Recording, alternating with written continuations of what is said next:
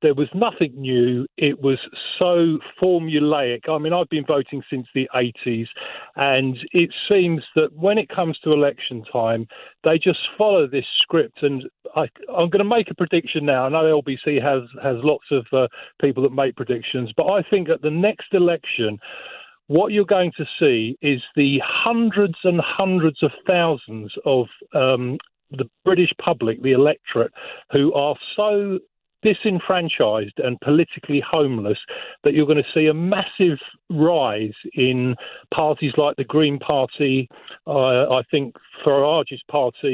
Because people are just not impressed like you are, James, like Stuart wasn't with the two main parties right now. I felt the whole thing was poorly moderated, because if you listen back to it, we were very carefully listening, my husband and I. Mm-hmm. Keir Starmer tried umpteen times to dispel the thing about that £2,000, and she wouldn't let him speak. She kept saying, oh, well, we'll deal with tax later. We'll deal with tax later. And then when he did try to do it, he said exactly what you said, was that it was actually produced by the civil servants, not by independents. It's produced by really independent wrong. civil servants based heavily on assumptions that they were given by Conservative Party staff. But it's not the truth. It's not actual fact. It's not. And I want facts. I don't want, assumptions. But I felt it was poorly moderated. I felt the whole thing was poorly moderated. I felt that Rishi Sunak just went on and on and on. And every time, and she let him do that. And then as soon as Keir Starmer started to just sometimes even say three words, it was like, right, we'll move on from that now. And I thought, it felt very heavily one-sided to me. So I wasn't impressed. Weren't impressed? Were you impressed with Starmer, Gwen? You weren't impressed with Rishi Sunak? I felt my own feelings were that he's a very respectful man. That's how I felt. And that when she said shut up, he did. And when Rishi Sunak was told to shut up, he didn't. And I felt that there was more respect from him to her than Rishi Sunak gave, and I felt he was more respectful. So I think it was more respect than anything. That's how I felt. And you actually thought by perhaps not fighting back as robustly as he might have done, Keir Starmer actually came across quite well. Well, he did to me. He came across as somebody who really respected the person who was doing the moderating. Do you not think the worry for Labour, won't it, will be that people would have heard Rishi Sunak make that claim, and it is nonsense, that £2,000 claim. Yeah. But for the first 40 minutes, Keir Starmer didn't rebut it. I take your point. Maybe he tried. I don't think he tried that hard, to be honest. Oh, I think he did. So we would have to differ on that, because I felt he did, and he did keep trying to. And he did say to her at one point, "I really need to address this." And she said, "Oh, don't worry, we'll come to tax later on." And she didn't. And then he actually then had to try and put it in himself. So no, I didn't feel that it was right. Amateur night at the local debating society. Brutal, Stuart. Wasn't that bad, was it? It was. It was shocking. I thought two second-grade politicians, the chair was at risk of losing control.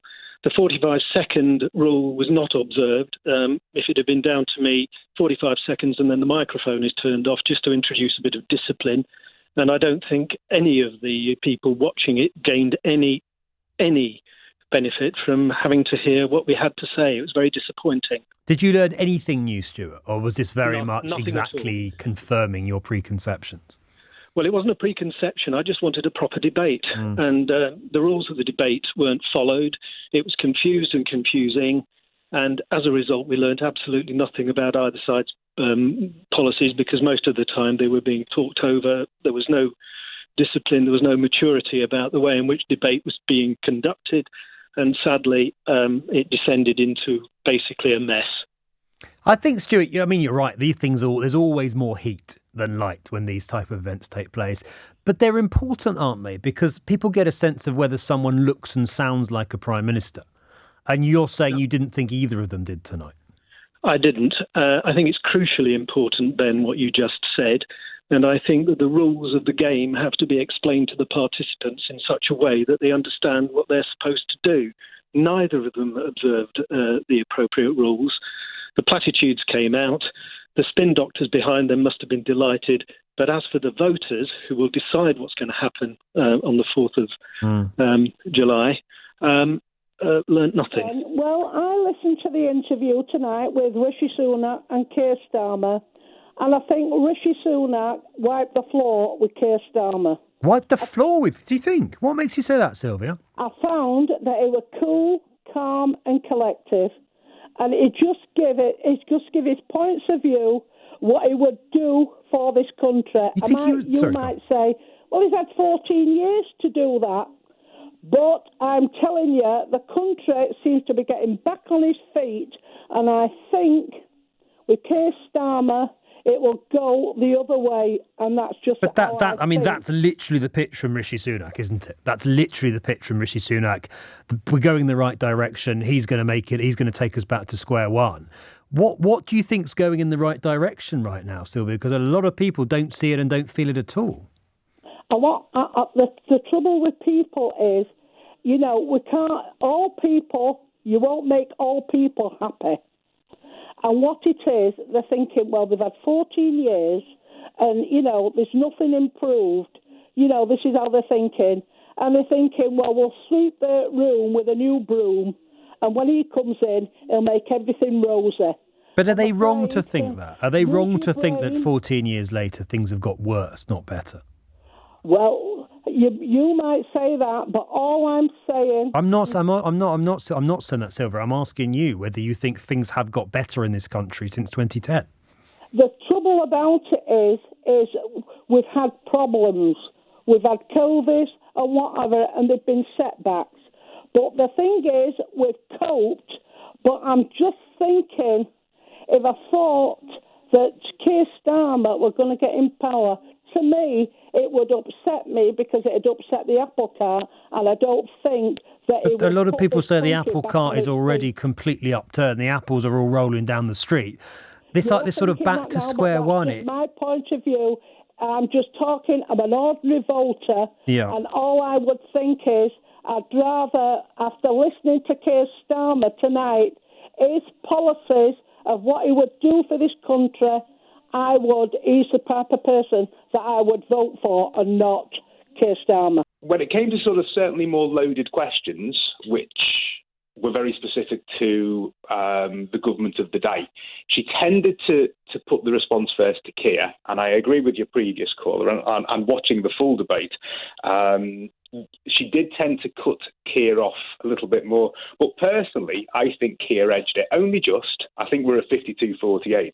But I think Keir came across as more statesmanlike and more respectful and more reserved. And I think he showed restraint. You could see he was chomping at the bit to respond to Rishi Sunak. And I think, that may have come across as being timid. But I think, actually, if somebody looks at it in the round... it came across as more respectful and more reserved, whereas I think the Prime Minister came across as quite petulant. Certainly in his answer to the very first question, I think it shows that he was a little out of touch. It was quite a robotic response. It sort of showed his privilege. And it was when Julie Etchingham was trying to say, well, that is the 45 seconds. It was a little bit like the interview that he'd done with Nick Ferrari the day after he'd announced the election. It wasn't even an interview. It was, I think your previous contributor, was it Chris, the Tory strategist, said there was a strategy. Well, I think the strategy was talk at, not talk to. And I think that's how it came across. I don't think the Prime Minister came across particularly well in that. What it was like, James, wasn't it? It was like when you see are you a boxing fan? I have been in that. You have been. It's the 12th round. One of the fighters is way ahead on points, and the other one has no chance of winning but to get a knockout. So they just blindly throw punches. They go wild. They throw everything they can to try to get that knockout, knowing that if they don't get the knockout, they've lost. That was what that debate was like to me. Rishi Sunak had to get a knockout. He didn't. Keir Starmer still ahead. Yeah, and I think it looked a little bit desperate. And what was, I literally, as soon as the debate ended, I switched LBC back on and I was listening to your assessment of this £2,000 and how it had come about. It's rubbish. And it all clicked into place, because as soon as when Keir Starmer actually did address it, and I think it did take a while, and it came after the break, and it was like the sort of, and I'm not a massive sports fan, but it's a little bit like that half time on the football match when the football manager's gone into the boot room and gone, right, you need to get your bloody act together. I was actually wondering if I presume they had to stay on stage, but I was almost wondering if one of his team had said to him, Keir, come on, you've got to rebut that. I suspect they hadn't. I suspect he had time to reflect and thought, my goodness, I really need to deal with that, and then did. I think there will be people in Labour a bit frustrated, James, maybe they didn't do it sooner, maybe a little bit worried that when Rishi Sunak said over and over again, Labour's going to raise your taxes by £2,000, and Keir Starmer didn't initially rebut it, people might take that to mean, well, that must mean it's true.